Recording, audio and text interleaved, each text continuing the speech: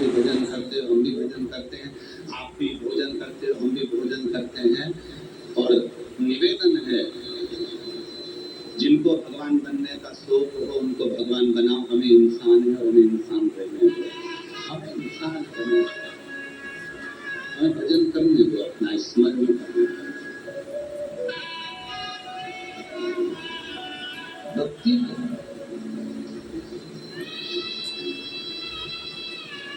स्मरण,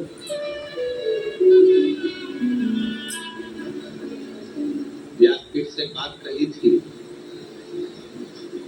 शरीर में अगर रोग आ जाए, बीमारी आ जाए, तो सबसे पहले अपने नजदीक के डॉक्टर के पास जाओ। हम डॉक्टर को शिव मानते हैं, शंकर मानते। वो डॉक्टर अगर आपको कह दे कि ये रोग है, ये बीमारी है, इसके लिए दवाई खाना है, आप दवाई खाना प्रारंभ करो और शिव जी को एक लोटा जल चढ़ाना प्रारंभ करो, तो दवा और दुआ जब दोनों साथ चलेगी तो तुम्हारा रोग जल्दी से।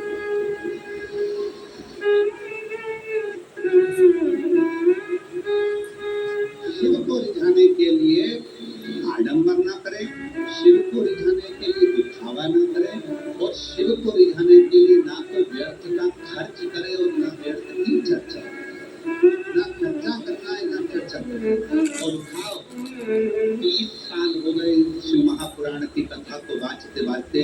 इन 30 साल के अंदर इस व्यासपीठ से कभी तुमसे कहा हो कि बाजार से ये सामान खरीद के लाना और शिव जी को ये चढ़ाना, तो आज तक इस व्यासपीठ ने कभी नहीं कहा कि इतना रुपया खर्च करना तब तुम शिव की पूजन करना। इस व्यासपीठ ने तो जो भी उपाय बताए वो दुर्वा के, कनेर के फूल के, बेलपत्री के, घर में कोई सामान है काली मिर्च उसका, गेहूं का दाना घर में है तो उसका, चावल का दाना घर में है तो उसका। इस व्यासपीठ ने जितने उपाय बताए, और ये जितने उपाय लोग कहते हैं ये उपाय हमें मिलते नहीं है। तुम एक शिव पुराण देखते हो, गीता प्रेस गोरखपुर की शिव पुराण पढ़ो, उसके बाद में एक एक पुराणों का अध्ययन करो, उप पुराणों का अध्ययन करो। लिंग पुराण है तो लिंग पुराण भी उप पुराण का अध्ययन करो, शिव पुराण है तो शिव पुराण की उप पुराण का अध्ययन करो, श्रीमद् भागवत पुराण है तो उसकी उप पुराण का अध्ययन करो। सारी पुराणों का अध्ययन करिए, आपको सब कुछ मिलेगा जो इस व्यासपीठ से बताया जाता है। उसका एक एक शब्द आपको पूरी पुराण में मिलेगा कि कहाँ अनाज, कहाँ अक्षत, कहाँ दोमा, कहाँ बेलपत्र, कहाँ शमी पत्र, उसका एक बस तरीका। और वो तरीका जरूर हम बताते हैं कि बेलपत्र को किस दिशा में बैठकर चलाना है, दुर्वा को कैसे चढ़ाना है, ये तरीका, और तरीका होना जरूरी है। डॉक्टर के जाते हो, डॉक्टर ने सारी दवाइयां दे दी और कह दिया सब खा जाना सवेरे से, बोलता है डॉक्टर जम के बोलो जरा, नहीं, डॉक्टर क्या बोलेगा, ये दवाई सुबह खाली पेट की है, भोजन के पहले लेना, ये दवाई सवेरे उठते समय ले लेना एसिडिटी, ये दवाई दूध से, ये दवाई गुनगुने पानी से, ये दवाई रात को सोने के टाइम की, एक ही लेना है, सुबह मत खा लेना। डॉक्टर ने दवाइयां दी, सबका तरीका बताया कि कौन सी दवाई कब और कैसे लेना है। उसी तरह शिव महापुराण भी अपना तरीका बताती है कि बेलपत्र चढ़ाते तो तुम्हारी जिंदगी निकल गई, जल चढ़ाते तो तुम्हारी जिंदगी निकल गई, पर शिव पुराण सुनने वालों ने चढ़ाने का तरीका सीख लिया, और जब चढ़ाने का तरीका सीखा तो शिव जी ने झोली भरना चाहिए। जल पहले भी चढ़ाते थे, शिव मंदिर पहले भी जाते थे, शिवरात्रि पहले भी करते थे, सावन पहले भी आता था, शिवरात्रि पहले भी आती थी, पर अब सावन के महत्व को तुम, शिवरात्रि के महत्व को तुम जान गए, पूजन का तरीका तुम जान गए कि गेहूं चढ़ाने से संतान की वृद्धि होती है, कनेर का पुष्प अगर अशोक सुंदरी वाली जगह पर चढ़ाया जाता है तो बच्चे जिद नहीं करते। वही कनेर का पुष्प जब जलाधारी पर, जो पार्वती जी की जगह पर चढ़ाया जाता है, तो नारी के उदर में अगर कोई तकलीफ हो जाती है, बच्चेदानी में कोई तकलीफ हो जाती है, तो वो समाप्त हो जाती है। वही कनेर का पुष्प जब शिवलिंग पर चढ़ाया जाता है तो रोग से मुक्त होता है। इस कनेर के पुष्प को चढ़ाने का तरीका शिव पुराण ने बता दिया। चलाने का तरीका शिव पुराण ने बता दिया कि गणेश भगवान शंकर का जहाँ से जल रहता है उसका राइट स्थान जो होता है पानी रहने वाली जगह, वहाँ दुर्गा को साथ दुर्गा जब हम शिव को समर्पित करते हैं, शंकर भगवान को समर्पित करते हैं, तो चाहे 32 वर्ष की उम्र हो गई हो, चाहे 42 वर्ष की उम्र हो गई हो, शादी जरूर होती है। तो ये तरीका शिव पुराण में बताया जिसको आप लोगों ने स्वीकार किया। पूर्व की सारी कथाओं में केवल तरीके कैसे कैसे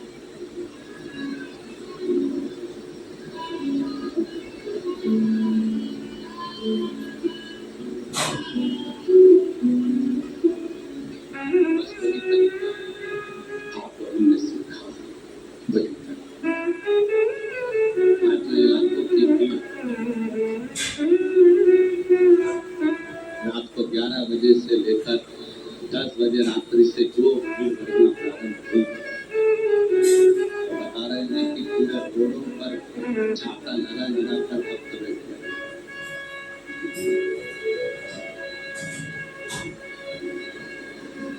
पूरे रोडों पर। और आप में से कई माताएं भाई बहन ऐसे हैं जो बिल्डिंग के होने के बाद भी पहले आकर बैठकर जगह को संभाल रहे हैं। तो रात को 3 बजे आ गया, कोई 2 बजे आ गया, कोई 11 बजे आ गया, कोई 10 बजे आ गया। रात के 10 बजे से लेकर तुम केवल ये 2.5 घंटे की कथा का इंतजार कर रहे हो। इस व्यासपीठ पर हम केवल 2.5 घंटे के लिए कथा करते हैं। आधा घंटा शीतल का 2.5 घंटे।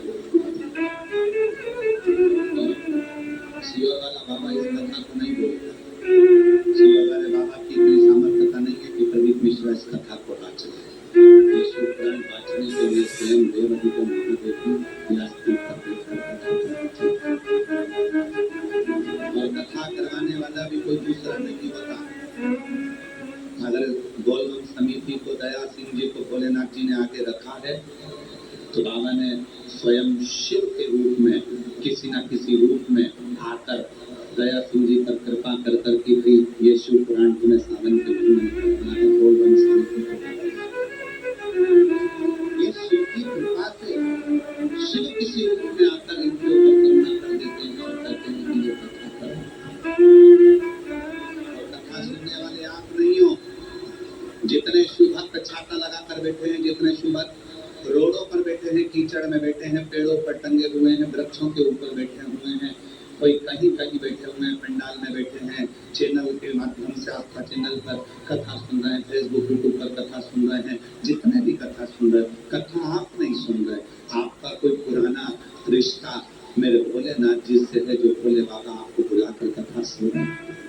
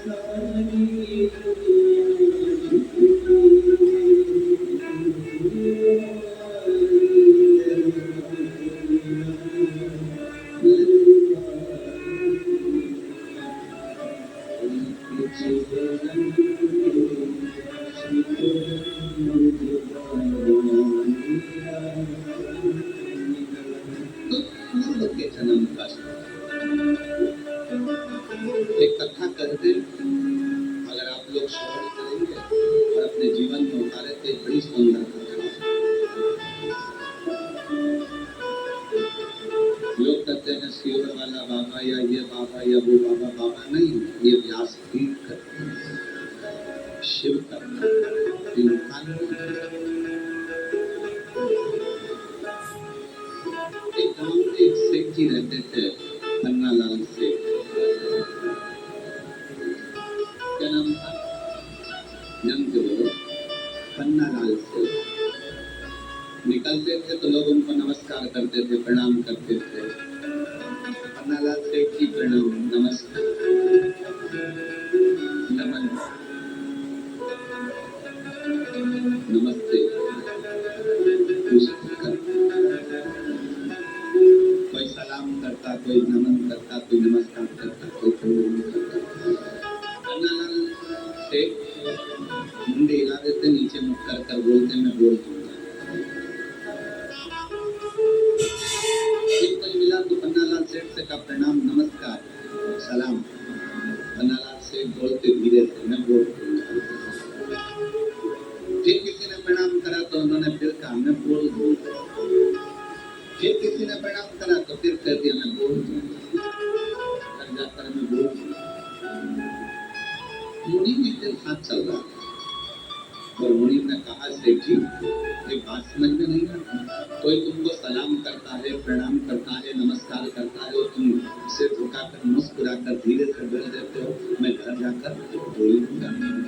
तुम घर पर किसको बोलोगे? सेठ जी ने कहा, चल मैं बताता हूँ मैं किसको। सेठ जी पन्नालाल गए, तिजोरी खोली और लक्ष्मी जी से कहा, आज मैं रास्ते में से जा रहा था तो वो सलाम कह रहा था, वो प्रणाम कर रहा, वो नमस्कार कर रहा। मुनि ने पूछा, तुम घर पर आकर लक्ष्मी जी से पैसे से कहते हो कि तुम्हें प्रणाम कर रहा था? हाँ। मुनि ने पूछा, ये क्यों? पन्नालाल सेठ कहने लगे, जब मैं गरीब था, जब मेरे पास कुछ नहीं था, कोई मुझे सलाम नहीं करता था, ये सब सलाम पैसे को करा, ये सारा प्रणाम कुर्सी को करा, ये सारा प्रणाम धन को करा, ये सारा प्रणाम लक्ष्मी को करा। लक्ष्मी नहीं होगी तो कोई प्रणाम नहीं करता, कोई सलाम नहीं करता, और लक्ष्मी है वो सब।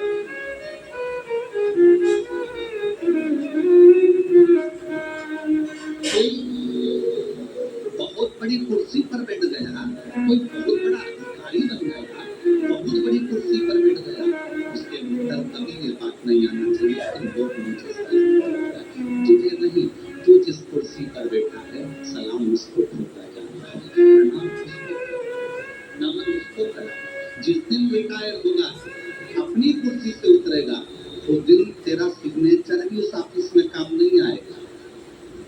तब समझ में आएगा कि सिर्फ मेरी नहीं कुर्सी की थी जिस कुर्सी पर मैं बैठा।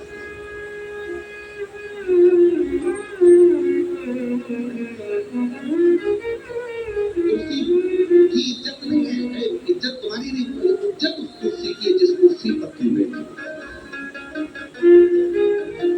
जिस कुर्सी पर तुम बैठा। पन्नालाल सेठ कहते हैं मुनि से, जब मेरे पास धन नहीं था तो लोग मुझे पन्नू पन्नू कहते थे। ए पन्नू इधर आ, ए पन्नू उधर आ। और जैसे ही मेरे पास धन बढ़ा तो लोग सलाम भी ठोकते हैं, प्रणाम भी करते हैं।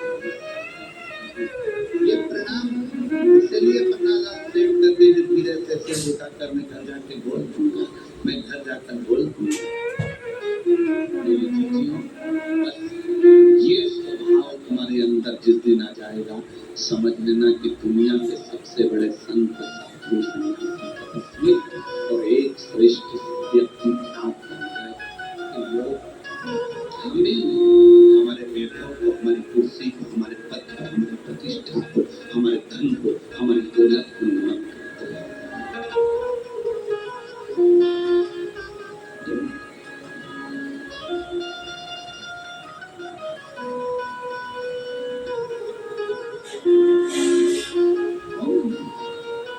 जिस कुर्सी पर तुम बैठो उस कुर्सी की मर्यादा, उस कुर्सी को लोग सलाम कर रहे हैं, तुम्हारे धन को लोग सलाम कर रहे हैं, तुम्हारे पास धन नहीं रहेगा कोई सलाम नहीं करेगा। अभी पन्नालाल से और वही पन्नालाल सेठ के पास धन नहीं रहेगा तो लगे, पन्नू इधर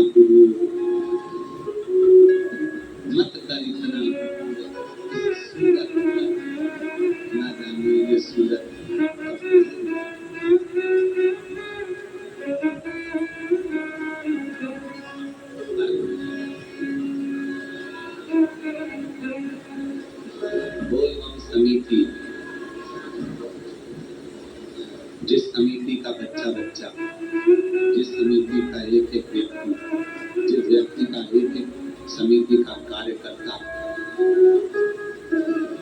आए हुए भक्तों को अपना घर समझता है, आए हुए भक्तों को अपना परिवार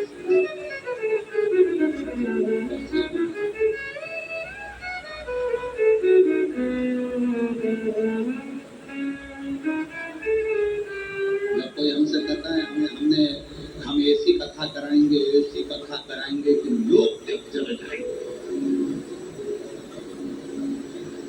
दया सिंह की साधुता आपके मुख से कभी ऐसी बात नहीं निकली, कभी नहीं। ये तीसरी कथा चल रही, पर आपने कभी नहीं कहा कि हम ऐसी कथा, कभी नहीं कहा। हम साधुता देते हैं इस चीज को, और ये होना आप एक हमारे महाराष्ट्र के भगत हैं वो, एक हमारे हरियाणा वाले बिहानी अपने तारा बाबा के कुटिया वाले कांडा जी, वो भी कभी नहीं बोले। अरे ढेरों की संपदा होती, पर उनके मुख से हमने कभी नहीं सुना गोपाल कांडा की गुरु जी हम ऐसी कथा करें ना। वो एक ही बात बोलते, जैसे आप बोलते हो ना गुरु जी जो महादेव चाहेगा ना सावन के महीने में वही होगा, क्योंकि महीना उनका है, कथा कराने वाले वो है और वही आयोजन कराएंगे, तो हमें नहीं। बस उसी तरह से वो हमारे हरियाणा वाले गोविंद जी कांडा, गोपाल जी कांडा, वो भी एक ही बात बोलते हैं, गुरु जी कथा तारा बाबा कराएंगे, कथा तारकेश्वर महादेव कराएंगे, कथा तारा बाबा कराएंगे। ये अपना नहीं है, ये सब उसका प्रभु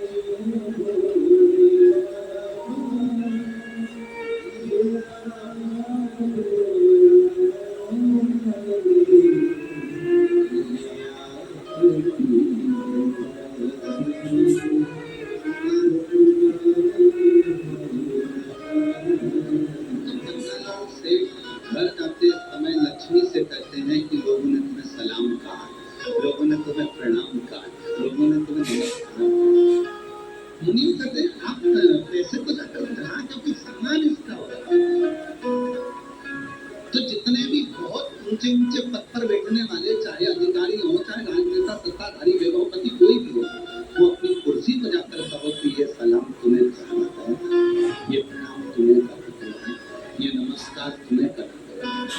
जिस कुर्सी पर मैं बैठा हूँ, जिस पद पर मैं बैठा हूँ, जो प्रणाम उसका, कोई दूसरा व्यक्ति का तो उसका प्रणाम होगा, कोई तीसरा व्यक्ति का उसका प्रणाम होगा।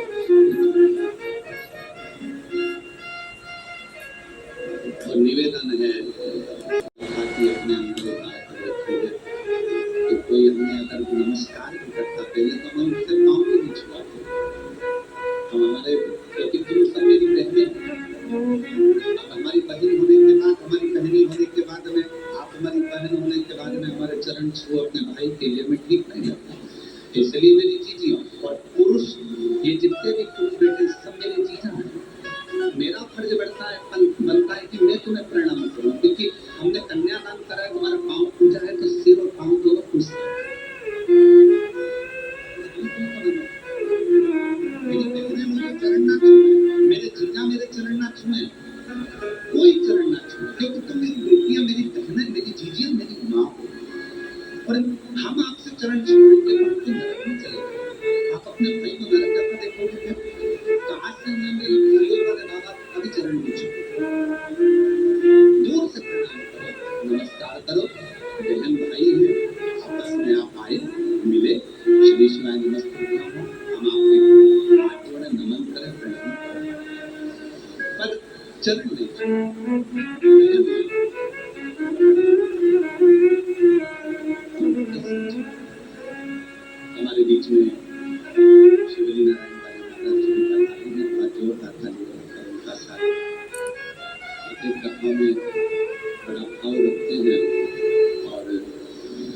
प्रत्येक कथा में आपका आगमन होता है शिव की कृपा से। बहुत बहुत साधुवाद।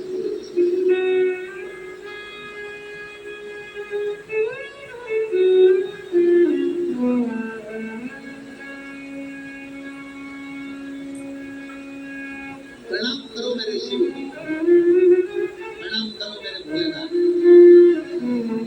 और प्रणाम करो अपने घर के बुजुर्गों को, प्रणाम करो अपने पति को, प्रणाम करो अपने घर के प्रभुओं को। उनको चरण छुओगे, अपने माँ बाप के चरण छुओगे तो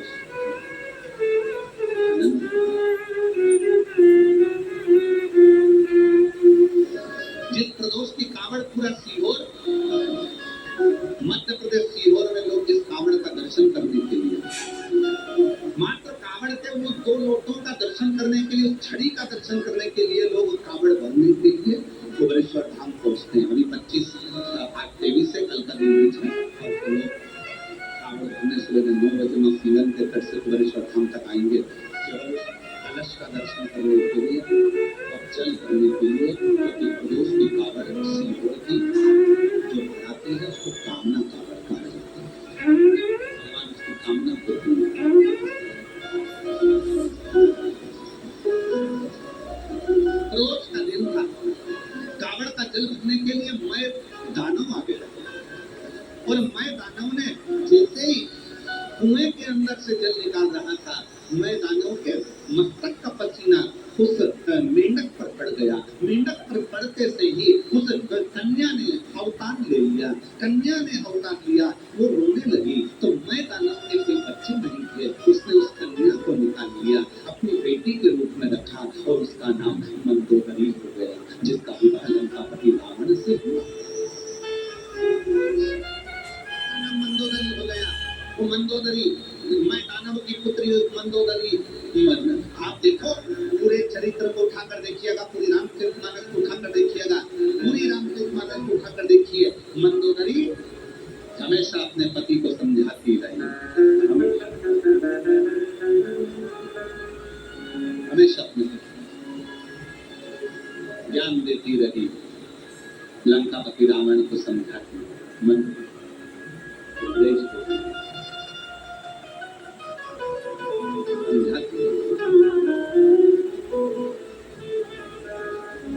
पूरी रामायण को उठाकर देखिए, रावण को हर पल समझाती थी मंदोदरी, क्योंकि मंदोदरी को मालूम है मैं कौन हूं।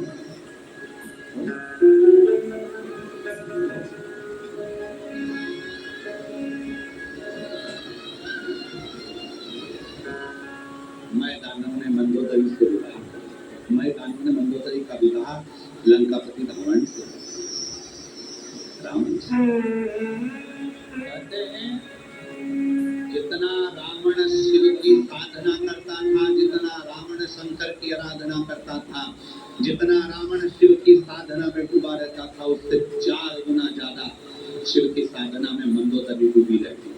क्यों? आप सबको मालूम होगा, स्मरण में होना चाहिए।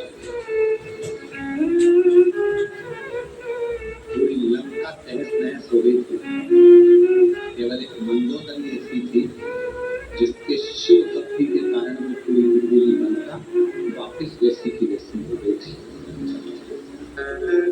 नमस्ते राम गंगा,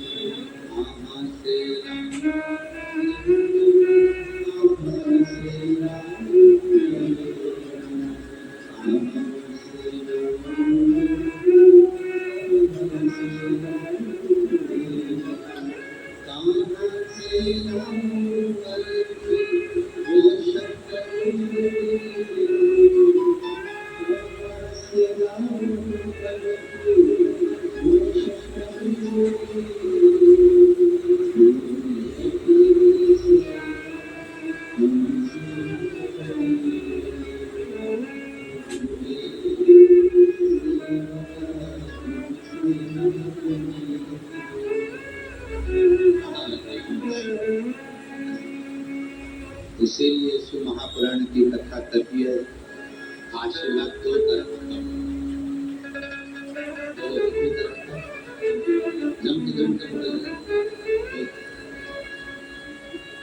आप लोगों ने आशीर्वाद दिया किसी को? अरे बोलो तो जम के।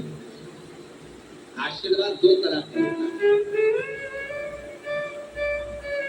कौन कौन सा होता है? और लोग कहीं गुरु जी आशीर्वाद भी नहीं होता है, बिल्कुल होता है। जितने आस्था चैनल पर सुन रहे हो, जितने फेसबुक ग्रुप पर सुन रहे हो, जितने सोशल मीडिया पर सुन रहे हो, जितने ये पवित्र यीशु महापुराण के प्रांगण में जयंती स्टेडियम भिलाई में बैठकर कथा सुन रहे हो, आशीर्वाद दो तरह का होता है। एक आशीर्वाद चरण छूकर लिया जाता है। क्या छूकर लिया जाता है? चरण। एक आशीर्वाद चरण छूकर लिया जाता है और दूसरा आशीर्वाद दिल छूकर लिया जाता है, किसी के मन को छूकर। मन कब छुएगा? चरण छूना सरल है और चरण छूकर आशीर्वाद लेना सरल है, और दिल छूकर कोई भी तुमने हेल्प कर दिया, किसी को कोई सहयोग कर दिया, किसी का कोई कष्ट निकाल दिया, किसी को कोई तकलीफ थी, तुमने उसका सहयोग किया। जो आशीर्वाद मन से मिलेगा वो तुम्हारी पूरी जिंदगी को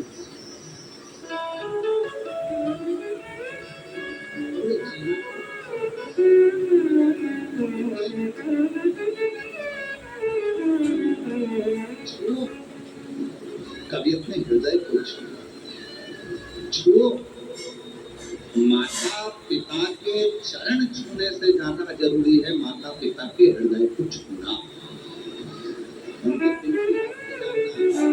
माँ दवाई के लिए तरस रही है, पापा कह रहे हैं कि मुझे ये चाहिए, और तुम चरण छूकर आशीर्वाद के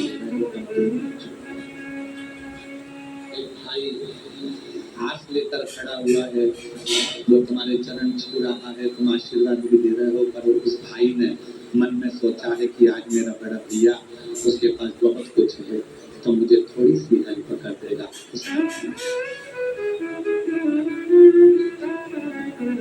परसों की कथा में कहा था, अगर घर में बेटी नहीं है और कन्यादान करना चाहते हो तो अपने आसपास में कोई बेटी हो तो उसको शिक्षा प्रदान करो, उसको पढ़ाओ।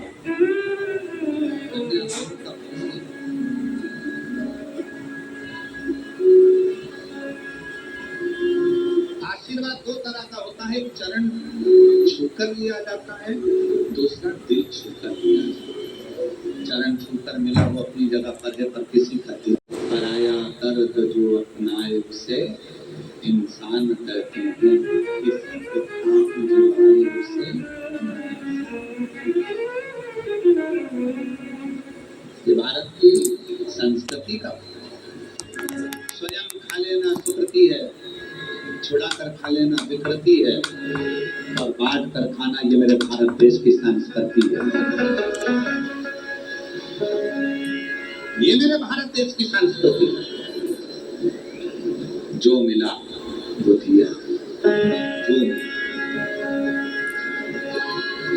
आप सब कौशल प्रदेश के हो, माँ कौशल्या जी की भूमि से हो।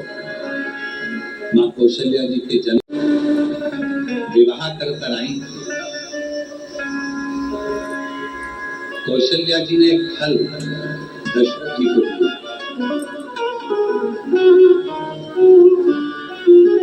दशरथ जी ने वो फल सीता जी को दिया। अब तुम्हारी गोद में अगर कोई फल दे देना तो तुम ये सोचो ये तो मेरे लिए दिया, मैं ही पूरा खाऊं, पूरा मेरा, ये सब मेरा। कौशल नरेश की पवित्र कौशलपुर कौशल्या जी के गांव से, नगर से आते कौशल प्रदेश किया। कौशल्या जी ने फल दिया दशरथ जी को, दशरथ जी ने वो फल सीता जी की गोद में डाल दिया, और दशरथ जी ने कहा सीता जानकी हमारे घर की मर्यादाओं को दर्शाओ। प्रभु के श्रेष्ठ कर्म को दर्शन। फल लिया मां जानकी की, गई। घर में जितने सदस्य थे उतने उस फल के टुकड़े करे दशरथ जी के हाथ में लाकर दे दिए। दशरथ जी ने पूछा, क्या है ये फल जो आपने दिया?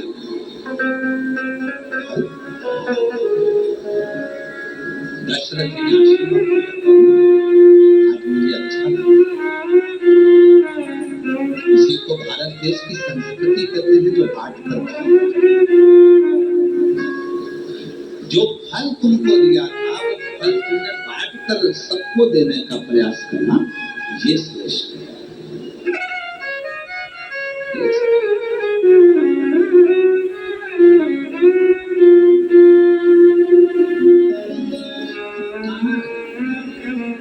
कहाँ संस्कृति? नींद का भी अपना एक दौर है, का अपना एक दौर है। नींद को समझने वाले समझ सकते हैं कि माता पिता जागे उससे पहले बेटों को जागना चाहिए।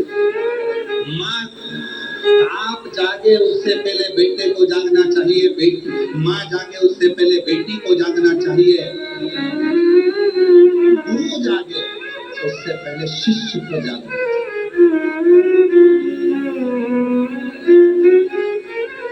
हमारे कई सारे शिष्य ऐसे भी हैं, गुरु जी तो सवेरे उठ जाते हैं, शिष्य आराम से उठते हैं।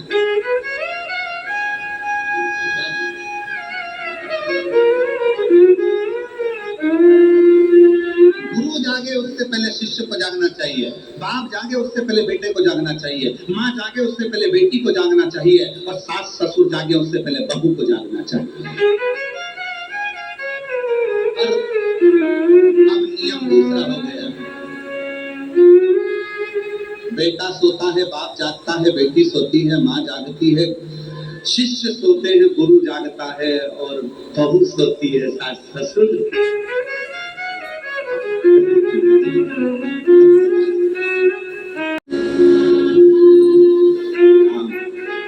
आसक्ति, तृष्णा, वासना, इनसे थोड़ा जागो।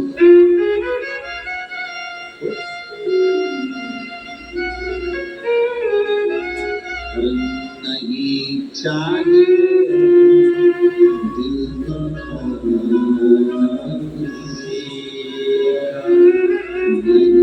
चाहिए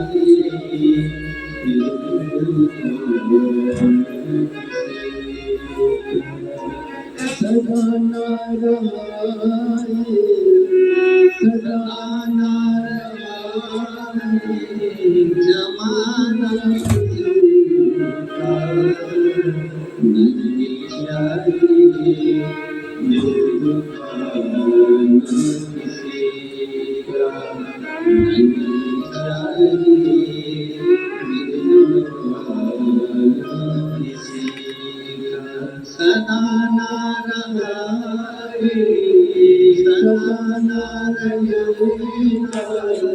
जमाना किसी का नहीं चाहिए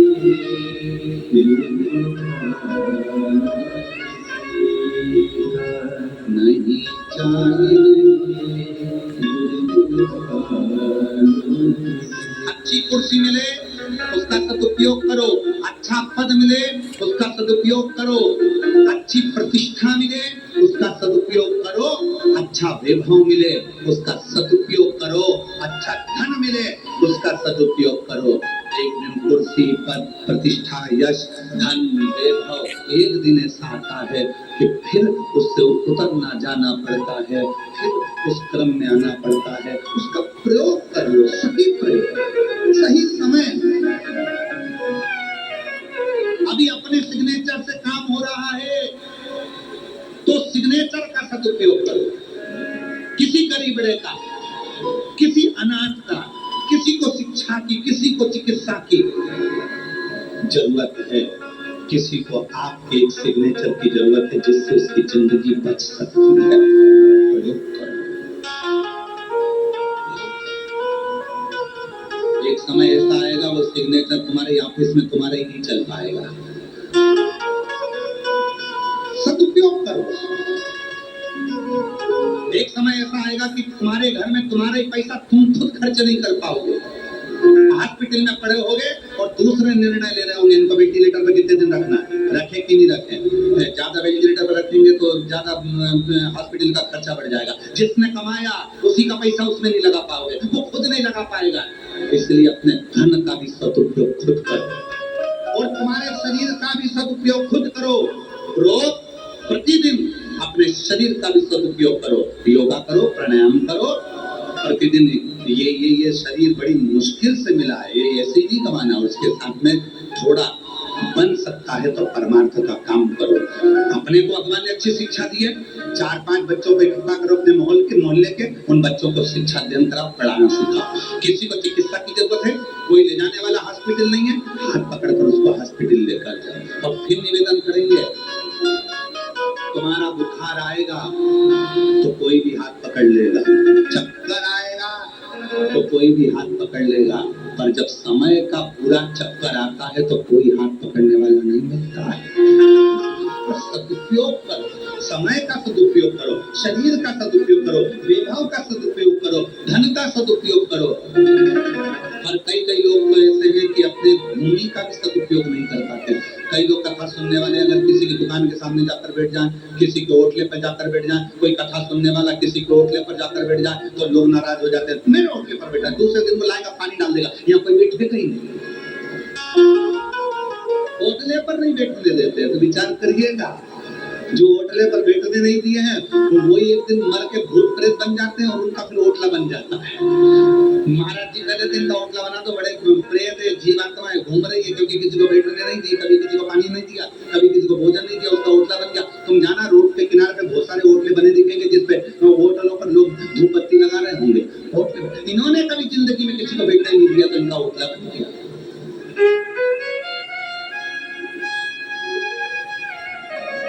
सदुपयोग करो अपने शरीर का। आपको शिक्षा है आपके पास में, पढ़ाओ। जरूरी नहीं कि आप टीचर होगे तो पढ़ाओगे, आप में टैलेंट है। पृथ्वी पर जन्म लेने वाला एक बच्चा, कई बच्चे कहते थे, कई माँ बाप कहते थे मेरे बच्चे में तो अकल नहीं है, कई कहते थे मेरे इसमें अकल नहीं है। कौन सा अकल नहीं है? ये पृथ्वी किसकी है? ब्रह्मलोक ब्रह्मा जी का, वैकुंठ लोक भगवान विष्णु का। पृथ्वी किसकी है? मृत्यु लोक किसका है? जम के बोलो। देव अधिदेव महादेव का। ब्रह्मलोक ब्रह्मा जी का, वैकुंठ लोक भगवान विष्णु का, मृत्यु लोक मेरे शंकर भगवान का है, और ये मृत्यु लोक भगवान शिव का घर है। अब हम आपसे पूछते हैं, उत्तर दीजिएगा। आप में से कितने लोग हैं जो पूरे घर का कचरा अपने कमरे में रखते हैं? उत्तर दो। एक कोई पूरे घर का कचरा जो अपने कमरे में रखता है, पूरे घर का टाला कबाड़ा जो अपने घर में कमरे में रखता है, कमरे में तुम अच्छी क्वालिटी चीज रखते, अच्छी सीनरी, अच्छा गुलदस्ता, अच्छा बेडरूम, अच्छी बेडशीट, अच्छा सामान, अच्छा पंखा, सब तुम अपने कमरे में रखते हो। तो ये पूरा जो कमरा है, ये पूरी पृथ्वी है, ये मेरे भोलेनाथ का घर है। जब शंकर जी का घर है तो शंकर जी कचरे को अपने यहाँ रखेंगे क्या? पृथ्वी पर जो भी जन्म लेता है सब टैलेंटवान होते हैं, क्योंकि शिव के घर में रहता है। बस अपने भीतर उस टैलेंट को निखार। तो लड़का कहता है, लड़कियां कहती है, हम कभी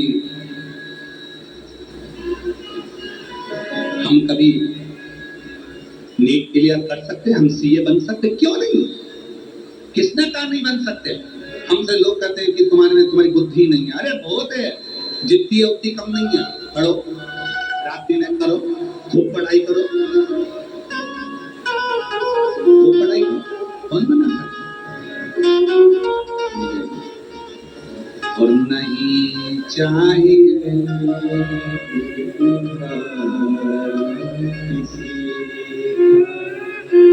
सदा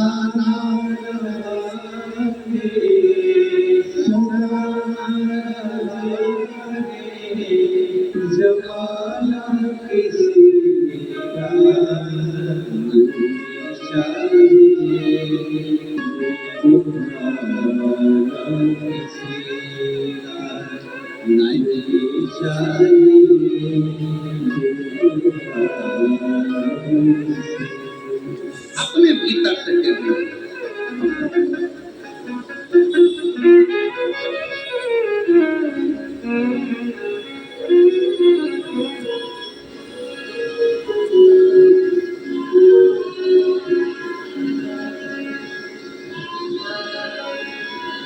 किसी ने बहुत अच्छी बात कही, जिंदगी में इतने धोखे खाए हैं, जिंदगी में इतने धोखे खाए हैं, अब तो शहद भी उसी से खरीदता हूं जिसका मुंह सूजा हुआ होता है। मालूम तो पड़े कि मधुमक्खी का शहद लेकर आया है, अब तो शहद मुंह सूजा हुआ होता है। दिखता है कि शहद असली है, काटा है तो छाल दो, काटा है। मेरे शिव कथा इसलिए शंकर शुक्रान करे, भगवान देवज्ञ महादेव का चरित्र, शंकर जी का पवित्र चरित्र।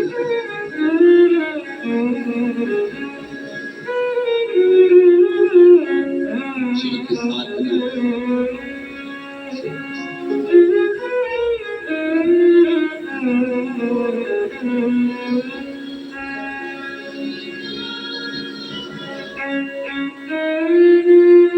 भगवान शिव की साधना, भगवान शंकर का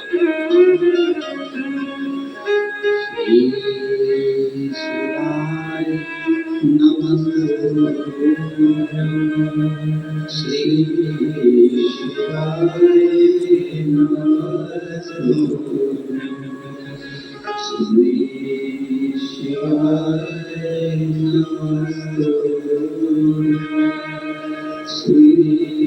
शिवाय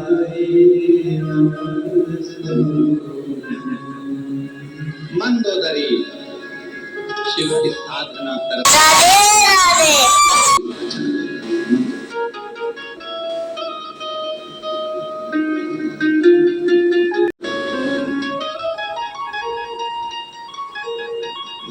शिव साधना से एक स्त्री, एक नारी, एक बेटी, एक बहन, एक माँ अपने पूरे घर को बचाती है।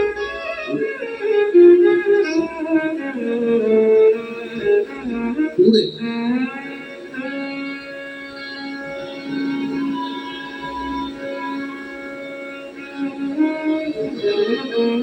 कई जेंट्स लोग कह देते हैं हम दिन भर दुकान पर बैठे रहते हैं, दिन भर काम करते हैं, ऑफिस में रहते हैं, दिन भर नौकरी करते हैं,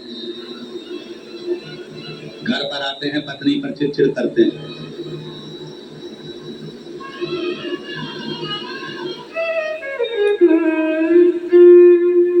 तुम वहां काम करते हो तो वो भी घर पर काम करते हैं।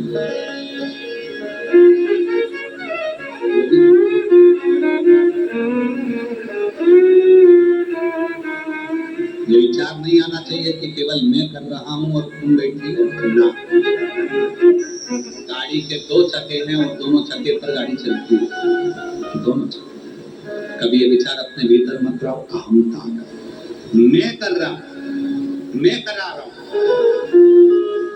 एक ऋषि हैं जिनके नाम से शिव जी का एक नाम है कपिलेश्वर महादेव। ऋषि का नाम है कफलक ऋषि, बाबा जी ऋषि का नाम कफलक ऋषि। उत्तराखंड की भूमि पर कफलक ऋषि तप करते थे। उनकी 3 धर्म पत्नियां। लोग कहते हैं 3 पत्नी का भाव बताया, पर ये 3 पत्नियों का भाव था श्रद्धा, विश्वास और समर्पण। लोग कहते हैं पत्नी थी, पर शास्त्र कहता है पत्नी में श्रद्धा थी, विश्वास था और समर्पण था। ये पत्नियां नहीं, समर्पण।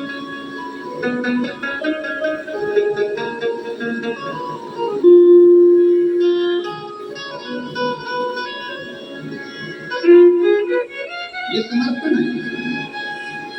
कफलक ऋषि श्रद्धा को धारण कर कर, विश्वास को धारण कर कर, समर्पण को धारण कर कर उत्तराखंड की भूमि पर चले गए, एक गुफा के अंदर तप करने लगे। उनके तप करने का कारण केवल इतना था कि शिव जी से उनको 3 प्रश्न करना था, केवल 3 प्रश्न, भोलेनाथ जी से, और कुछ कोई चाह नहीं है मांगने की, कोई चाह नहीं है कुछ पाने की, केवल प्रश्न तप लगा।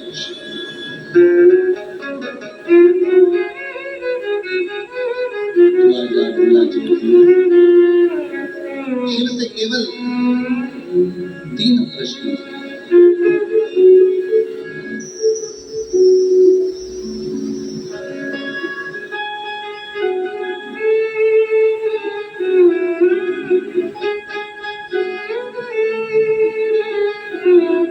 शिव को पुकारने के लिए, शंकर को पाने के लिए शिव जी से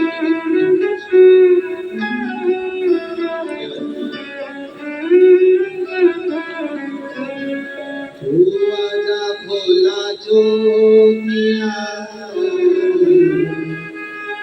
तो कर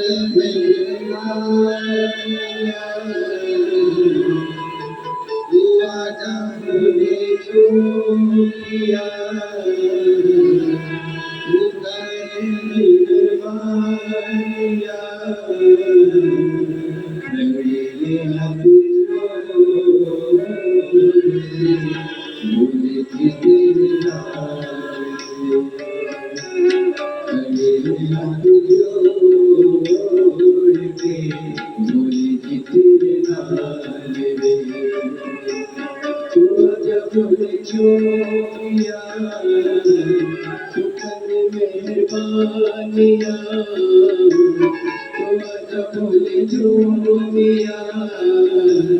तू कर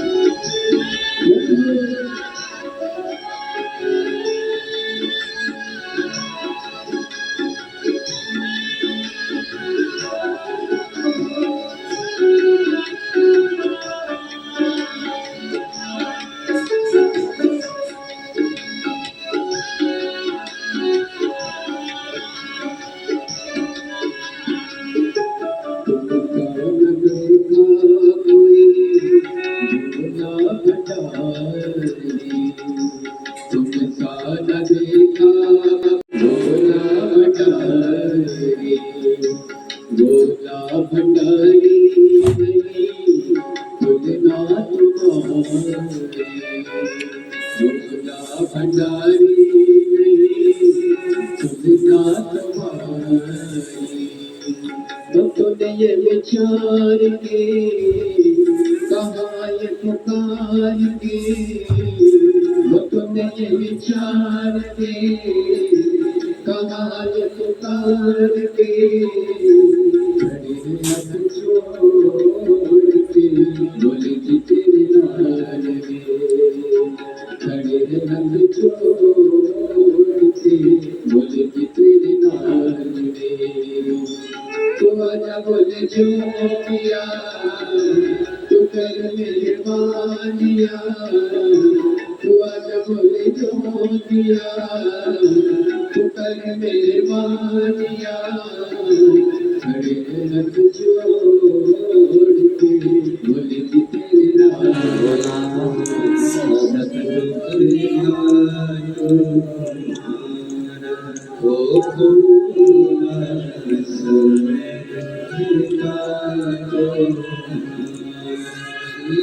शंकर जो भोले बाबा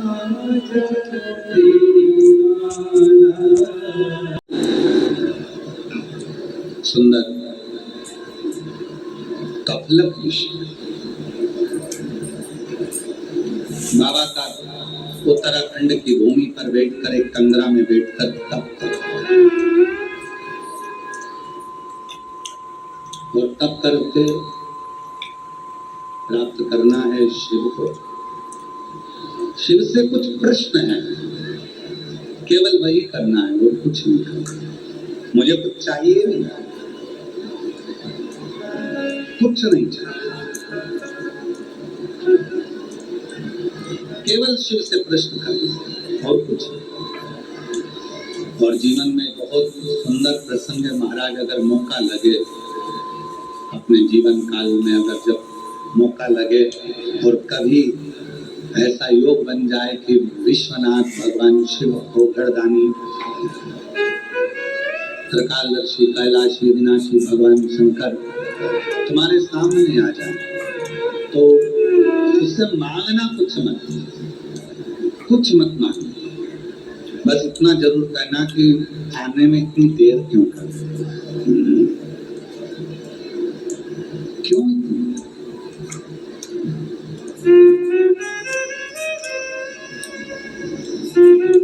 क्यों इतनी, अरे मांगा है भोलेनाथ से वरदान मांगा है भोलेनाथ से वरदान मेरी कृपा बनी रहे जब तक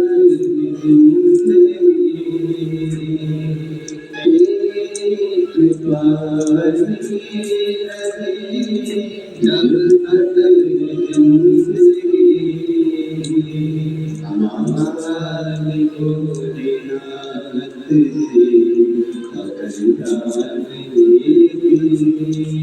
वरदान मांगा भोलेनाथ से वरदान। यही मांगना कि हमको कुछ चाहिए नहीं, पर इतना जरूर बताओ कि तुमने आने में देरी क्यों कर दी। आप आए नहीं और सुबह हो गई, मेरी पूजा की थाली धरी थी, क्यों नहीं आए, कारण क्या है, किस लिए नहीं आए। एक पत्र अच्छा है,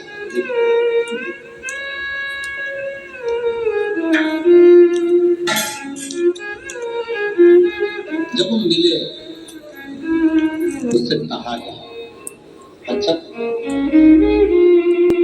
श्री राजीव लोचन महाराज जी भी आए हैं, साथ में शिवरी नारायण मंदिर महाराज जी भी आए।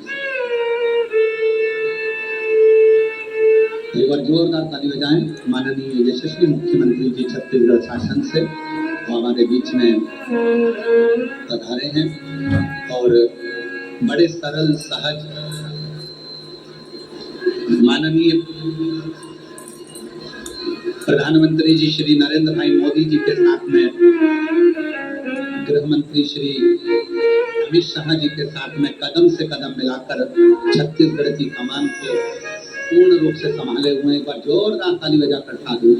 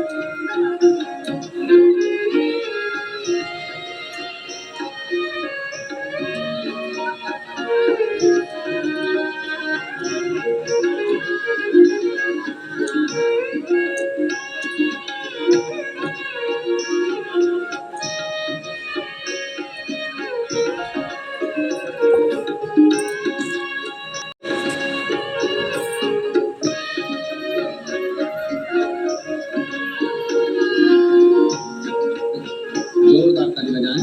छत्तीसगढ़ शासन के माननीय यशस्वी मुख्यमंत्री जी हमारे बीच में श्री विष्णुदेव सहाय जी पधारे हैं और आज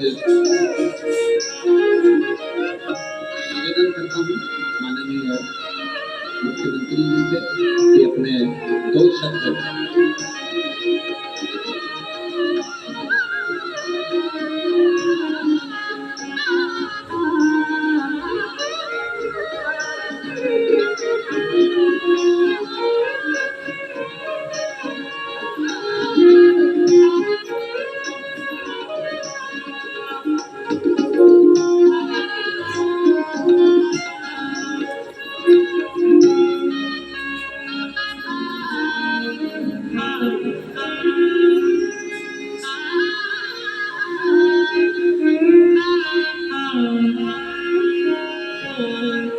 बोलिए भगवान भोलेनाथ की, भगवान भोलेनाथ की, माता पार्वती की, माता पार्वती की।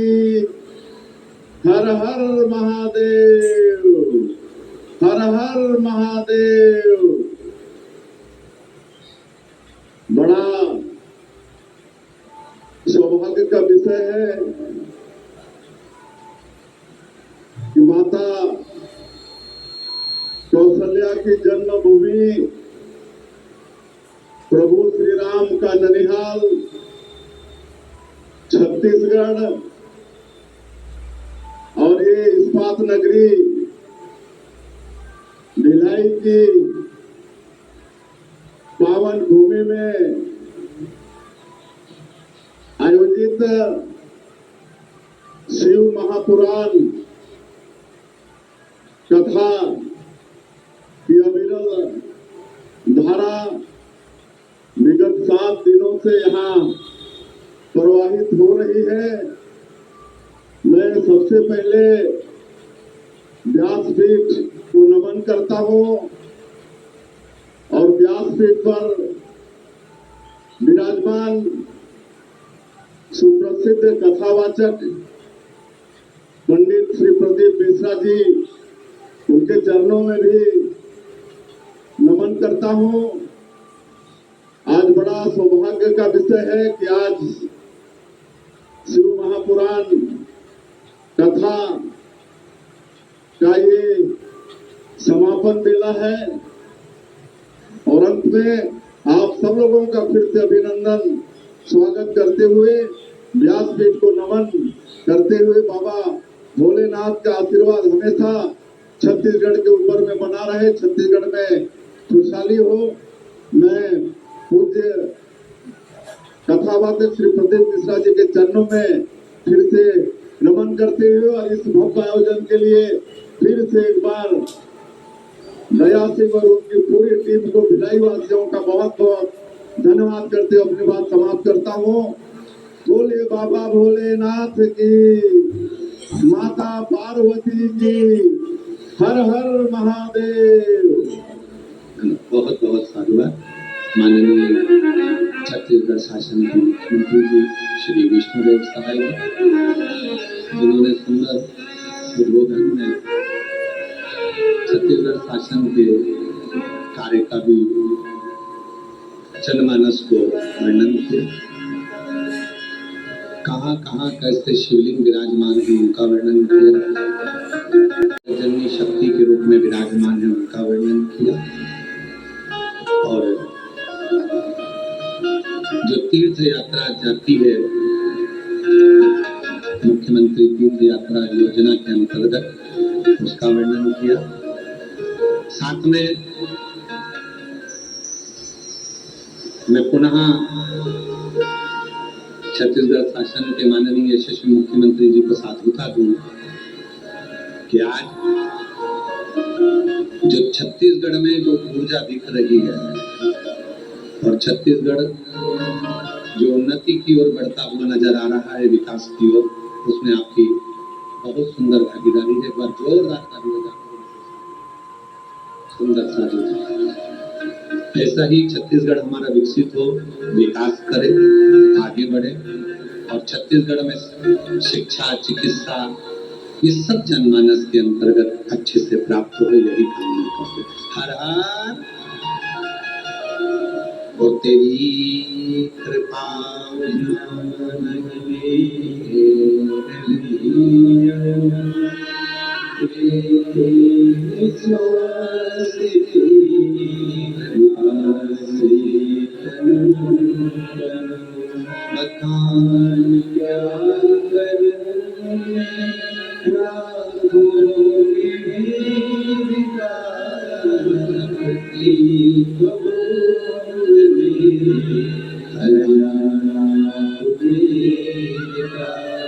तो उत्तराखंड की भूमि पर, उत्तराखंड की कंदराओं में कपिलक ऋषि तप कर रहे हैं, साधना कर रहे हैं। और उत्तराखंड की भूमि पर जब कपिलक ऋषि तप कर रहे थे, केवल शिव की भक्ति, शिव की साधना करने का कारण केवल इतना था कि 3 प्रश्न थे। उन 3 प्रश्नों को बाबा की कृपा से 3 साल हो गए शराब का नशा नहीं किया। बाबा शिव की कृपा कितनी है, कथा क्या देती है। बाबा पति ने तो शराब छोड़ दिया और मेरे बेटा जो मुझे लेने के लिए यहाँ आया था, उसने एक दिन की कथा आखिरी दिन की सुनी थी और बाबा की कृपा ऐसी रही कि आज मेरे बेटे का इंडियन आर्मी में नौकरी भी लग गया। मैं बाबा को यहाँ प्रणाम करने के लिए आया, बाबा को नमन करने के लिए। शिव शिव है,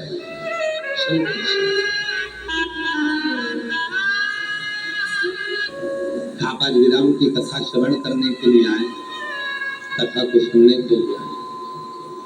जिस भावना से, जो भाव, बाहर का भी खोलो, जिस भावना से आप कथा को श्रवण करने के लिए आए हैं, बाबा देवादिदेव महादेव आपकी वो कामना पूर्ण करेगा और आपकी झोली खुशियों से भरेगा। जो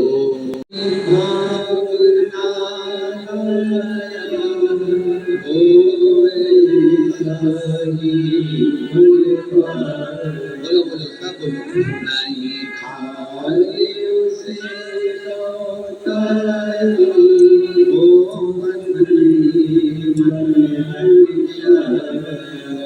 और कर दिया माला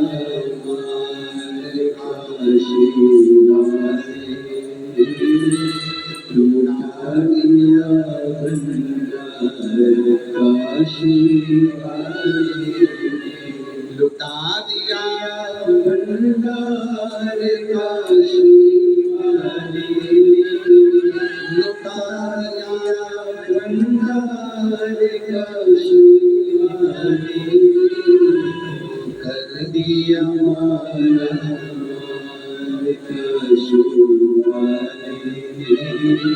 लुटा लिया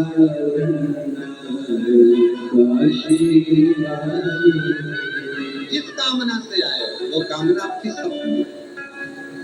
कफलक ऋषि ने जो तप किया, साधु का बहुत बहुत माननीय मुख्यमंत्री, उसको एक भी नरक ना भोगना पड़े, उसके लिए वो क्या करे? शास्त्र कहता है कि वो 94 नरक को भोगता है। शास्त्र कहता है कि वो 94 नरकों को भोग रहा होता है, 94 तरह के नरक भोग रहा होता है।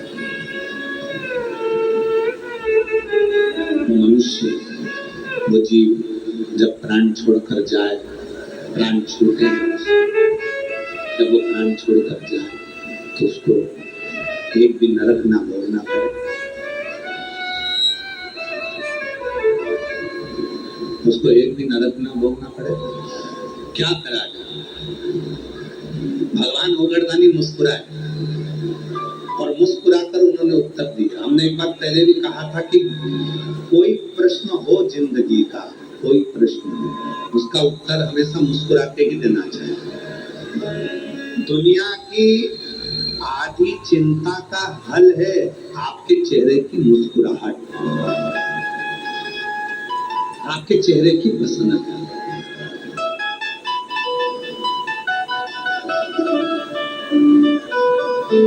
जीव जब प्राण छोड़ता है 94 तरह के नरक को भोगता है, और 94 तरह के नरक को भोगने के बाद फिर जीव 94 तरह के नरक को भोगने के बाद में फिर वो जीव जाता है। उस जीव को 94 तरह के नरक भोगना ही नहीं पड़ेगा, उसके लिए क्या करें? क्या करें उसके लिए कि उसको 94 तरह के नरक ही ना भोगना पड़े। शिव जी ने कहा कि कपलक जी, उसका एक साधन नाम जप, केवल नाम।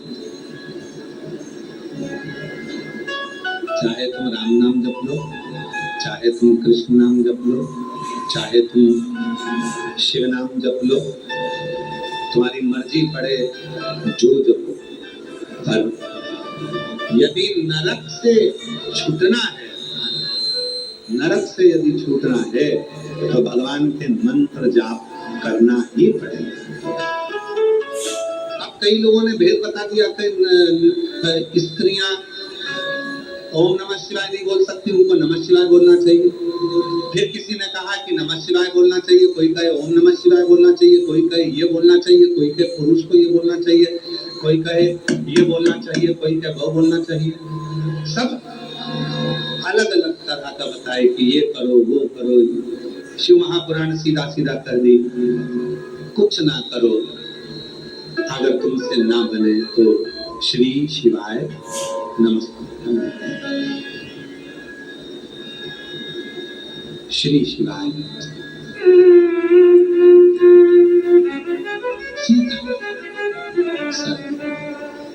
श्री शिवाय नमस्ते, श्री शिवाय नमस्ते, श्री शिवाय नमस्ते, श्री शिवाय नमस्ते, श्री शिवाय नमस्ते, श्री शिवाय नमस्ते, श्री शिवाय नमस्ते, श्री शिवाय नमस्ते।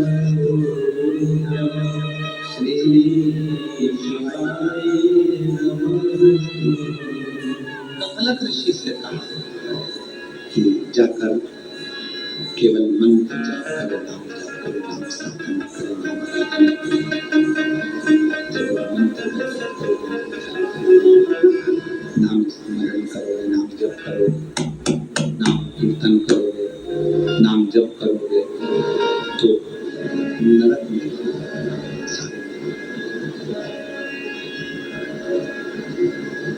नरक में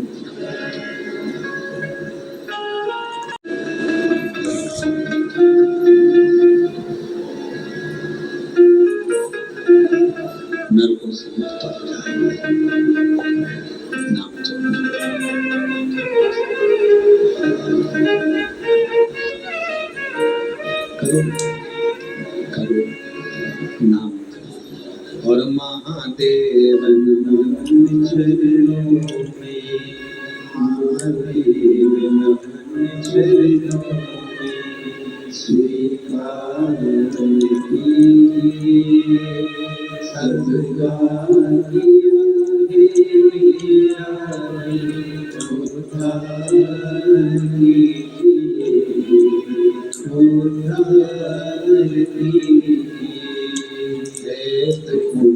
उद्धार कीजिए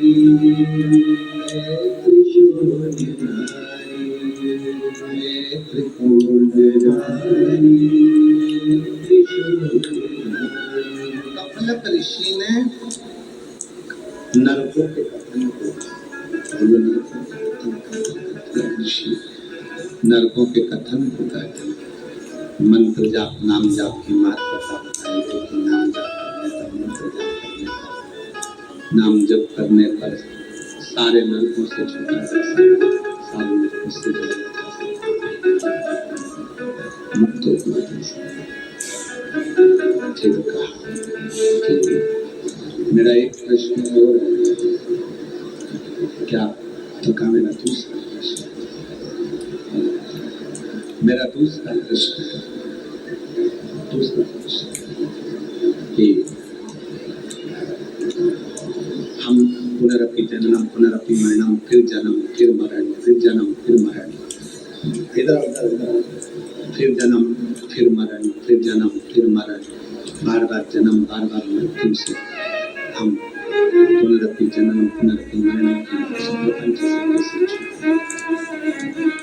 कैसे जन्म मरण के प्रपंच से अब छूटे तो छूटे कैसे छूट सकते? जन्म मृत्यु का जो चक्र है, जन्म मृत्यु का जो प्रपंच है, इससे हम छूटे तो छूटे कैसे? क्या कहा? शिव कर रहे हैं जिस मनुष्य को जन्म और मृत्यु के जो चक्र है उससे अगर मुक्त होना है,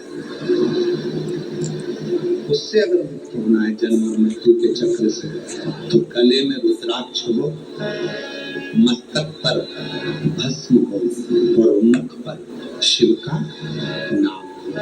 ये त्रिवेणी का संगम, इसको त्रिवेणी संगम कहा। मस्तक का त्रिपुंड भस्म का, गले में रुद्राक्ष हो और मुख पर शिव का, इसको त्रिवेणी संगम कहते हैं। त्रिवेणी के स्नान से हम जन्म और मृत्यु के प्रपंच से छूट जाते हैं। उसी तरह मस्तक पर जब भस्म लगी हो, गले में जब रुद्राक्ष पड़ा हो और मुख में शिव का नाम हो, तो ये त्रिवेणी का जब संगम होता है तो मनुष्य जन्म और मृत्यु छूट जाता है। पुनरपि जननम पुनरपि मरणम के प्रपंच से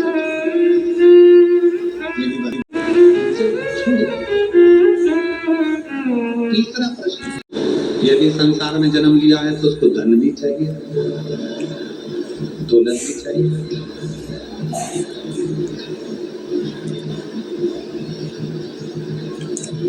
नहीं है उसके पास इतना वैभव, नहीं है उसके पास इतना धन, तो वो धन कैसे प्राप्त कर सकता है? बाबा जी, जगत गुरु शंकराचार्य जी ने कनक धारा स्त्रोत का पाठ बताया था लक्ष्मी। जगत गुरु शंकराचार्य जी ने अपनी भाषा में उसका वर्णन किया और वो स्वयं शिव का दिया हुआ, शंकर का दिया। इसलिए जगत गुरु शंकराचार्य जी ने कनक धारा स्त्रोत का स्मरण कर कहा, जब धन विहीन होता है, वैभव विहीन होता है, उसके पास में संपदा नहीं होती है, और अगर वो मेरे ही शिव नाम से, कुबेरेश्वर नाम से, शिव नाम से, कुबेर भंडारी के नाम से लाल चंदन का लेपन कर कर जब वो जल समर्पित करना प्रारंभ करता है तो निश्चित है उसके घर में वैभव की वृद्धि होना प्रारंभ। एक पत्र अच्छा है, पत्र अच्छा है।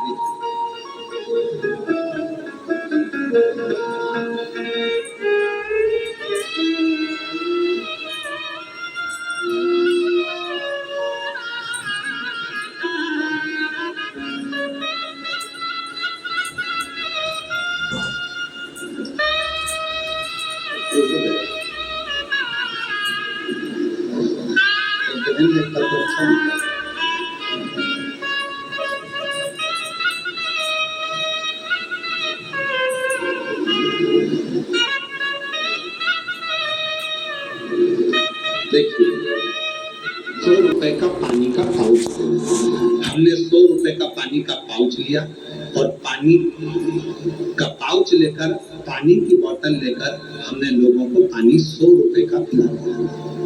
बाबा, इतनी तकलीफ की जिंदगी चल रही थी, कुछ नहीं था। एक जमीन थी जिसका केस 15 सालों से चल रहा था। 15 सालों से जमीन का केस चल रहा था, पर वो भी नहीं सुलझ पा रहा था। 100 रुपए का पानी का पाउच हमने कुबरेश्वर धाम सीहोर में कंकर शंकर की भूमि पर, बाबा की भूमि पर जाकर कथा में पिला दिया। आ गए, किराया था, धाम से ही हमने कुछ भोजन लिया, साथ में लेकर आ गए। घर आए, हमें नहीं मालूम था कि बाबा वो 100 रुपए के पाउच का क्या करता। 15 सालों से जो केस चल रहा था, आने के 15 दिन भी नहीं लगे और निर्णय आ गया, वो जमीन हमारी हो गई। बाबा, वो जमीन थोड़ी सी थी, 15 लाख रुपए में वो जमीन बिकी। जिसका कर्जा देना था उसका कर्जा चुका दिया, जिसकी लेनदारी थी उसकी लेनदारी दे दी। बाद में विचार करा, ये थोड़े से जो रुपए बचे हैं इससे क्या करा जाए। तो पत्नी ने कहा कि 100 रुपए का पानी पिलाकर आए हो, एक काम करते हैं, बाबा के नाम से पानी का ही काम चालू करते हैं। और बाबा की ऐसी कृपा करी गुरुदेव, थोड़ा सा पानी का काम चालू करा था और धीरे धीरे करते करते आज बाबा की कृपा से पानी की फैक्ट्री डल गई। और बाबा की कृपा ऐसी हो गई, वो 100 रुपए ने ऐसी कृपा कर दी कि पानी की फैक्ट्री डल गई। और बाबा की कृपा से हमारी पानी की बोतल निकलने लगी, जिसका मैं फोटो भी लगा रही हूँ। बाबा की कृपा से पानी की बोतल निकलने लगी, पानी की फैक्ट्री डल गई। और बाबा की कृपा से शिव गंगा मिनरल वाटर के नाम से आज बाबा की कृपा से हमारी वाटर की फैक्ट्री।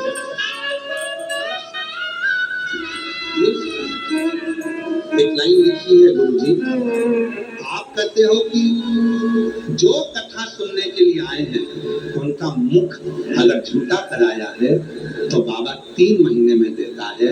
हमको तो हमारे बाबा ने 15 दिन में दे दिया था। गुरुदेव 15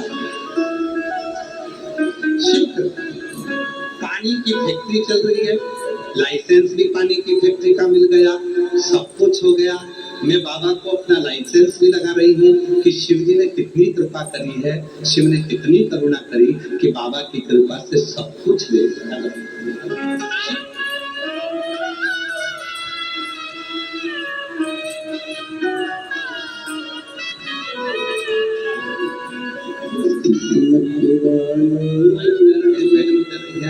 हमने तो सोचा ही नहीं था कि पानी दिया और पानी ही बाबा ने पिला दिया। ये शिव जी का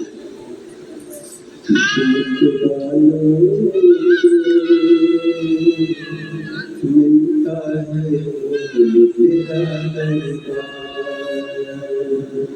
किस्मत वालों को मिलता है तेरा सच्ची सरकार तुम्हारी, सच्ची सरकार तुम्हारी, सच्चा दरबार किस्मत वालों। शिव की सेवा खाली, भगवान शंकर की सेवा कभी खाली, शिव की साधना कभी खाली नहीं जाती।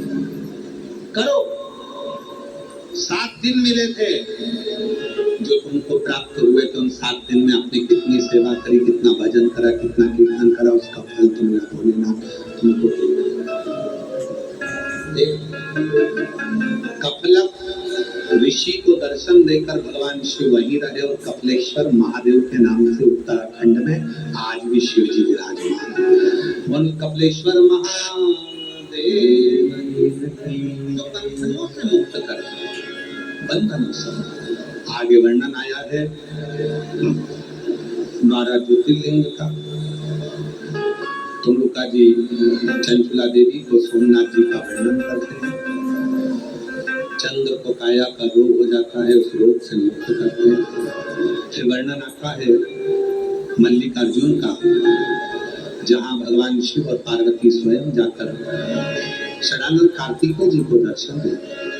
अगला वर्णन है श्री महाकाल जी का, दूषण नाम के राक्षस का संहार कर कर भगवान महाकाल बन जाते हैं।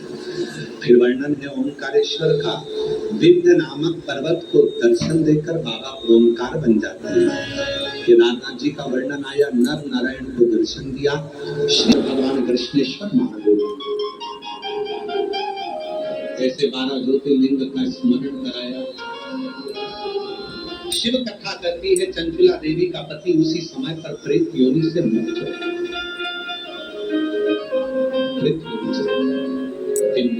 चंचला अखंड सौभाग्य धारण कर लेती है और पति के लोक में जाकर निवास करती। तुमरुका जी ने हाथ जोड़कर निवेदन करा ईश्वर गोरा जी से, शिव पार्वती जी से, बाबा आप करुणा करें। शिव कहते हैं सुनो तुमरुका जी, जब घोर कलयुग होगा, चारों तरफ कलयुग में हाहाकार मच रहा होगा, तब केवल एक साधन ये शिव महापुराण की कथा ही ऐसी होगी जो जीव के दुखों का कष्ट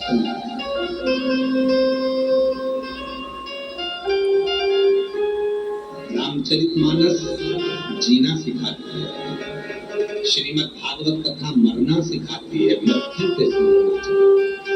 और शिव महापुराण की कथा एक ऐसी है जो मनुष्य को संसार में रहकर अपने दुख को नष्ट कर कर अपने जीवन को सुखी कैसे बना सकते हैं वो सिखाती है।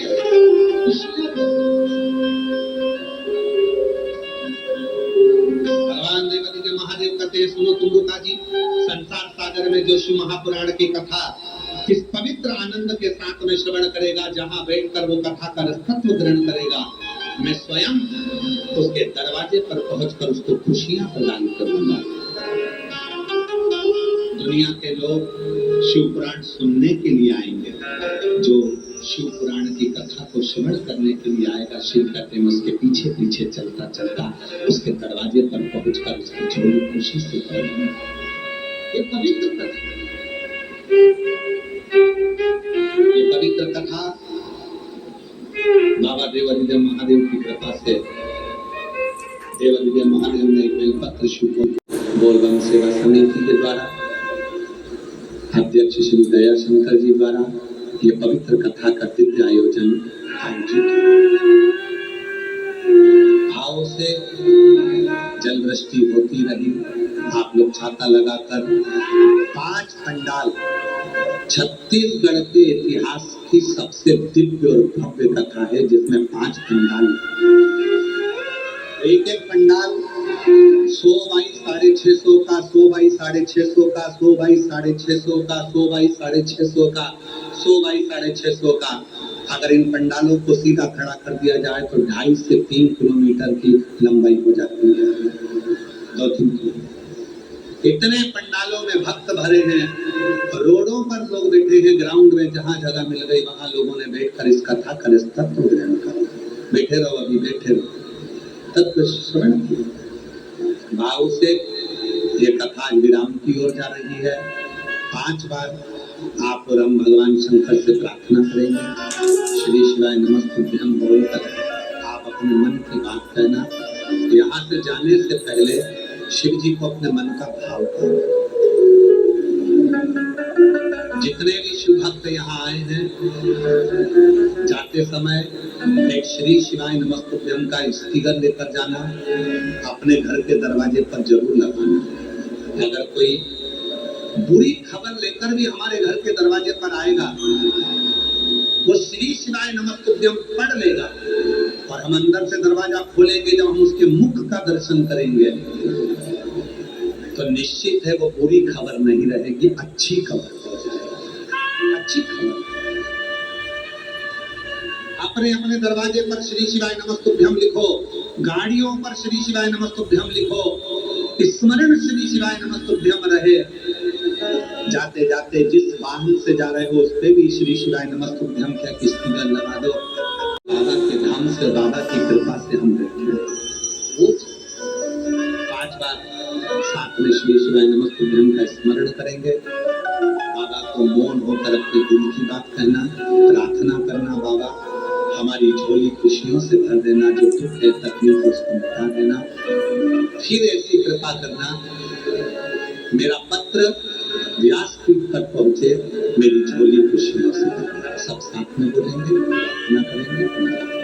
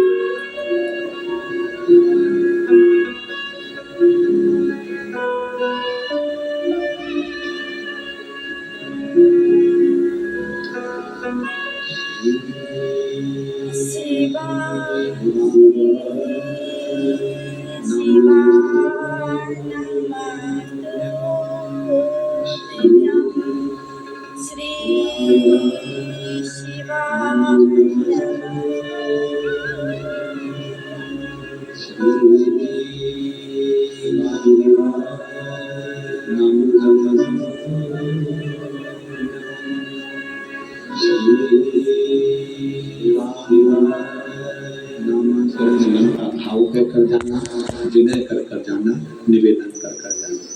बाबा से प्रार्थना करना कि फिर वापिस ये पवित्र कथा अपने क्षेत्र में हो। आज ये 23 अगस्त को कथा विराम हो रही है। 25 अगस्त को शिव भक्त जो कावड़ यात्रा में आ रहे हैं, सुबह 9 बजे सीवन नदी के तट से सीहोर में कावड़ निकलेगी, 11 किलोमीटर तक चलेगी। कामना कावड़ प्रदोष की रहती है। जिस कामना कावड़ में आप अपना भाव लेकर आते हैं, हृदय से उस कावड़ का आनंद लेंगे, जीवन को बनेंगे। श्री दया सिंह जी आभार व्यक्त करते हुए एक बार जोरदार ताली बजाकर साधु का हर हर श्री शिवाय नमस्तुभ्यम। हमारे भारत देश के यशस्वी प्रधानमंत्री श्री नरेंद्र मोदी जी और गृह मंत्री श्री अमित शाह जी के मार्गदर्शन एवं दिशा निर्देश में विष्णुदेव सरकार के कार्यकाल में जन कल्याणकारी योजनाओं के साथ संपूर्ण छत्तीसगढ़ नक्सल मुक्त हो रहा है। साथ ही धर्मांतरण पर पूर्ण रोकथाम हुआ है। केंद्र सरकार की नीति को विष्णुदेव सरकार ने साकार किया है। जो भी पूज्य गुरु जी ने जो साधुवाद दिया है, छत्तीसगढ़ के 3 करोड़ वासियों के तरफ से पूज्य गुरु जी को बहुत बहुत प्रणाम है। आपका आशीर्वाद छत्तीसगढ़ वासियों पे सदा बने रहे। हर हर महादेव। साथ ही आभार व्यक्त करूंगा, महायज्ञ की शुरुआत हमारे माता बहनों के द्वारा कलश यात्रा में बहुत बड़ी संख्या में शामिल होकर सफल बनाया। उस दिन से आज के समापन दिवस को सफल बनाने हेतु बोलबम सेवा एवं कल्याण समिति दुर्ग जिला प्रशासन, नगर प्रशासन, जिला प्रशासन, भिलाई इस्पात संयंत्र विभाग, नगर निगम भिलाई को दिल से धन्यवाद आभार व्यक्त करते हैं। साथ ही हमारे आयोजन के प्रचार प्रसार के लिए प्रिंट मीडिया समस्त यूट्यूबर को भी बहुत बहुत धन्यवाद देता हूँ। बोलबम सेवा एवं कल्याण समिति के कर्मठ कार्यकर्ता एवं आयोजन में सेवा देने वाले या हमारी माता बहने सेवादार, उनका भी धन्यवाद देता हूँ। साथ ही हमारे प्रदेश के डीजीपी साहब और जो गौतम जी का भी बहुत बहुत धन्यवाद है। एडीजी इंटेलिजेंस अमित कुमार जी का बहुत बहुत धन्यवाद है। अभिषेक सांडिले जी का धन्यवाद है, एसपी दुर्ग विजय अग्रवाल जी का धन्यवाद है, एडिशनल एसपी शोभराज अग्रवाल जी का धन्यवाद है, कलेक्टर अभिजीत जी का धन्यवाद है, नगर निगम कमिश्नर सुरुचि जी का भी बहुत बहुत धन्यवाद है। आप सबके प्रेम प्यार से कार्यक्रम और देवोदेव महादेव की कृपा मिली है। मैं सभी भिलाई वासियों को बहुत बहुत आभार दूंगा, हमारी माताएं बहनों को बहुत बहुत आभार दूंगा। हमारी माताएं बहनें बढ़ चढ़ के हिस्सा लेने के लिए कलश यात्रा से लेकर लगातार निरंतर भीगी बरसात में आते रहे, मैं इनका धन्यवाद दूंगा और गुरुदेव से करवत निवेदन प्रार्थना करूंगा कि गोल्डन बुक वर्ल्ड रिकॉर्ड बन गया है, चौथे साल भी आप हमें अवसर और आपके हाथ पकड़ करके निवेदन चाहूंगा कि एक बार आप चौथे साल का भी समय देंगे तो हम फिर सिंह महापुराण की कथा सुन पाएंगे। तो ये गुरुदेव से निवेदन है, प्रार्थना विनती है कि समय, क्योंकि पूरे देश में आप जाते हैं, देश में देते हैं, विदेश में जाते हैं, हर जगह कथा हो रहा है, सनातन का झंडा आपकी जितनी इस कथा की भीड़ पूरे देश में कहीं किसी पंडाल में नहीं होता है। मैं कोटि कोटि नमन करता हूँ, कोटि कोटि प्रणाम करता हूँ। मैं इस भिलाई छत्तीसगढ़ की वासियों की तरफ से प्रणाम करता हूँ और सभी लोग आप सबसे मेरा अनुरोध है, आने वाले साल में शिव महापुराण की कथा होना चाहिए कि नहीं, हाथ उठा के बताइए। श्री शिवाय, श्री शिवाय।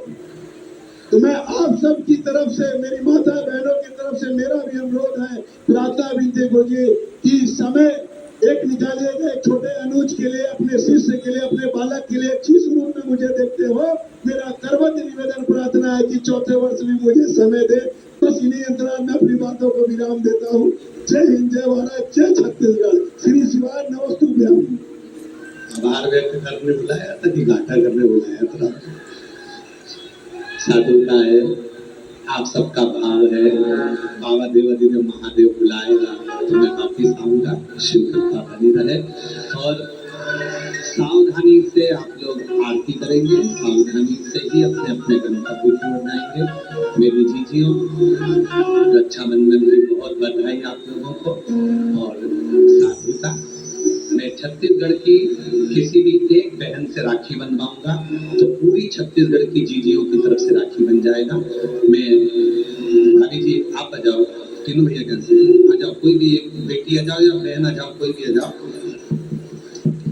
छत्तीसगढ़ की एक बहन की तरफ से ये राखी हम बनवा रहे हैं और पूरे छत्तीसगढ़ वाली मेरी जीजियों की तरफ से ये राखी रहेगी और ये राखी पूरे भारतवासी जितनी भी मेरी बहनें हैं, भारत में कथा श्रवण करने वाली मेरी जितनी जीजियां हैं, उन सब की तरफ से रक्षाबंधन के इस पवित्र पावन 28 तारीख को आने वाले रक्षाबंधन के इस दिव्य भव्य रक्षाबंधन के अवसर पर ये राखी संपूर्ण छत्तीसगढ़ वालों की तरफ से लो। आप सभी लोग दर्शन कर लें। आपकी तरफ से, छत्तीसगढ़ वासियों की तरफ से, छत्तीसगढ़ की जीजियों की तरफ से बांधी।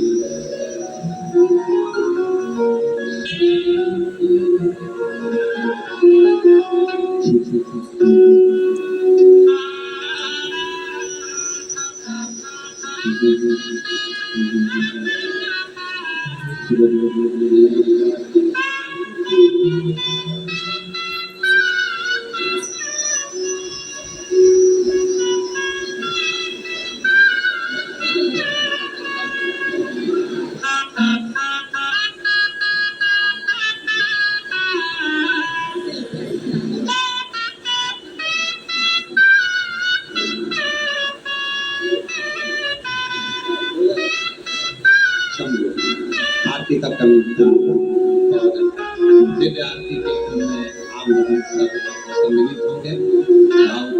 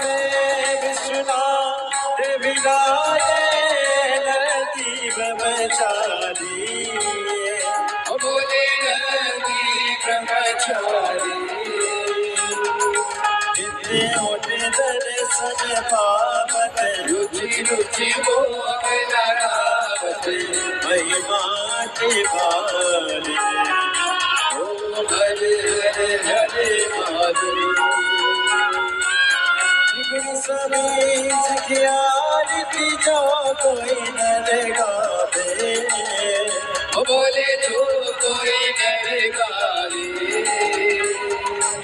ये किसी बात स्वामी जपत हरे स्वामी दुख संपत्ति पावे, ओ हरे हरे हरे महादेव। बोले भज शिव ओंकार, बोले पार्वती का प्यारा, बोले ओंकार जलदाना, बोले ओढ़े मृगशाला, बोले बाप पियने वाला, बोले तीन नयन वाला, बोले एक नयन वाला, बोले भक्तन प्रतिपाला, बोले मैं तो यम प्यासा ब्रह्मा विष्णु सदा शिव, बोले बोले नाथ महाशिव, हरे राधे राधा, ओम हरे हरे हरे महादेव।